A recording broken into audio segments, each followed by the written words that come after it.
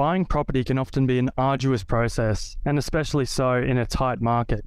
It's typically the biggest purchase of our lives, so naturally you don't want to rush these things. Some expert help can also go a long way, which is why some Aussies use a buyer's agent when purchasing property.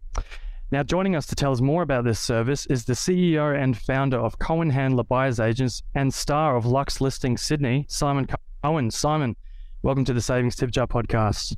Thanks, guys. It's good to be here. Thanks, Simon. First question off the bat.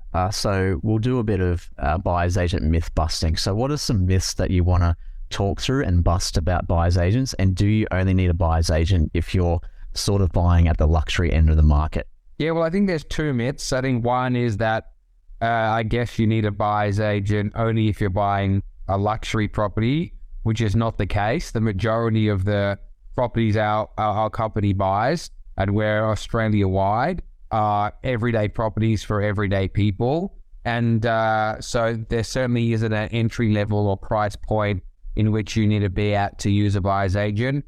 And two, that a buyer's agent should cost you money. You know, you should only be using a buyer's agent if they're actually saving you money. So Simon, a lot of people might have heard of buyer's agents, but exactly what value do they provide, and can they lead to cheaper properties? Yeah, absolutely. I mean, there's three types of value points I think that they bring. The first is by finding sort of everything that exists in the marketplace. And at Cohen Handler, about 80% of what we buy is all for pre-market. So they should be scouring the market for sort of everything that exists and getting you access to properties you're unable to find on your own.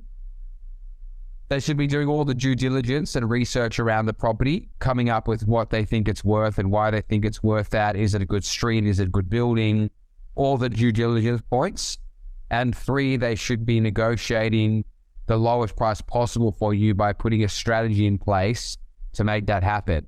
And so they should absolutely be leading to cheaper properties for you. For sure. And I think we'll talk about auctions now. And Melbourne and Sydney have been quite strong in auctions over the past 10 to 15 years. But somewhere up here like Brisbane, the auction market has really only started to develop.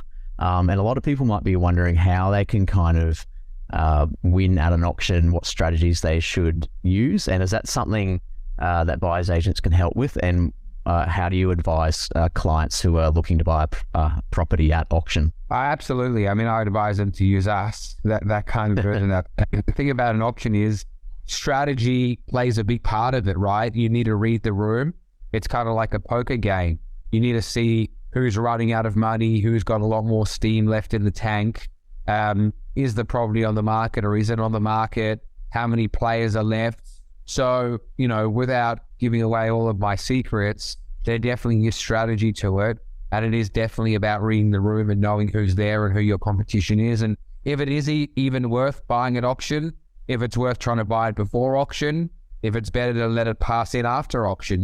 There's so many different things that can happen that it's important to know what's going on and to make the right decision before you just rock up and pay the highest price. Simon, have you noticed any changes in the things that your clients are seeking in a property in lately? Obviously now that COVID seems to be a footnote in history, are people still placing a high priority on, having a home office? Not really. I mean, a lot of people do work from home a few days a week now.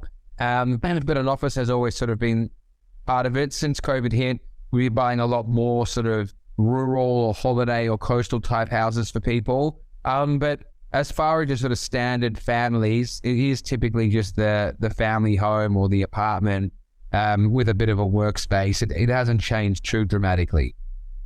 For sure. And we talked a bit about Los Angeles off air, but one thing that struck me watching Luxe Listings is that you get a lot for your money at the luxury end of the market, especially in Sydney. There's harbour side views, there's really luxury, really nicely designed homes. So how does Sydney and more broadly the Australian market compare on the global stage at the luxury end, especially compared to other sort of big cities such as Los Angeles? Sydney is one of the most expensive luxury markets in the world. The prices are ridiculous, but on the same hand, they're so sought after and they're so few and far between.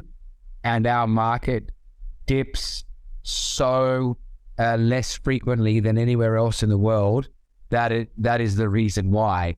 But our prices are very high, but we are one of the safest, most sought after real estate markets that exists in the world today. Now let's just get some of your insights into what's currently happening with the market, Simon. I mean, obviously we were seeing some price falls, but then, that seemed to stop last month. So is now a good time to buy? Have we reached the bottom?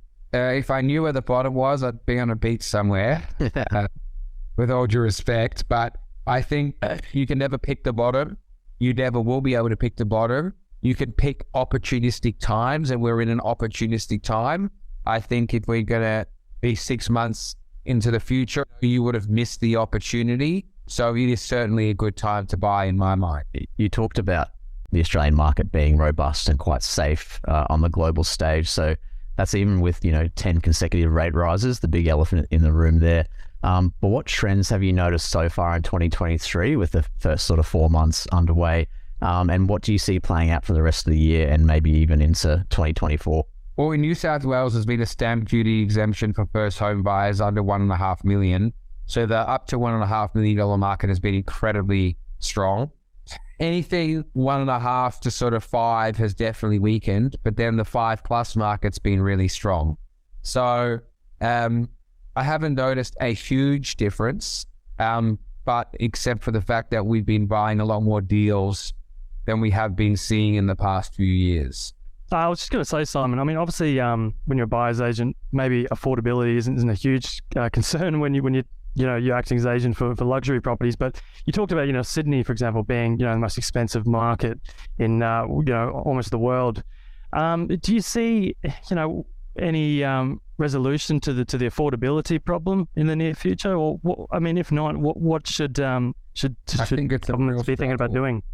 I think it's a real struggle. It's going to come back to the people who can't afford to live in a house they're going to live in. They're going to have to be rent investors. So, buy an investment property where they can and rent where they want to live, because it is very expensive to live in Sydney. So you're either going to have to move further out, or you're going to have to rent and buy investment property so you're in the market and you can take advantage of the great capital growth that Sydney and Australia has to offer. And we'll just touch on auctions again. So you mentioned either buying prior to the auction or if it passes in. So how does the sort of game change when you put in an offer before the auction or when it passes in? Do the tactics change?